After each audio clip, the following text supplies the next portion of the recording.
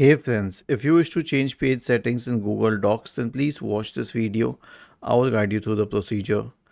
Click on File, select Page Setup, and here you can change the page settings. You can change it from portrait to landscape mode. You can change the paper size to something else. Let's say you want an executive paper size. I'll show you what happens when you click on OK. And then you can change the page color. You can change it to something else. Click on OK and see this happening.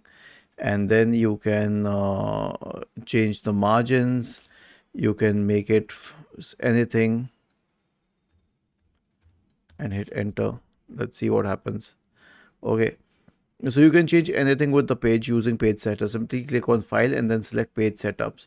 This is where you have the page settings, and pageless is a different category. It is not about page settings.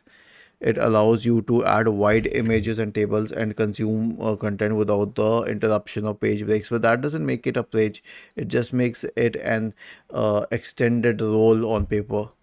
Was this helpful? If yes, then please subscribe to the channel, and if not, then let us know in the comment section of the video on how we could help you further. Thank you for watching this video and have a nice day.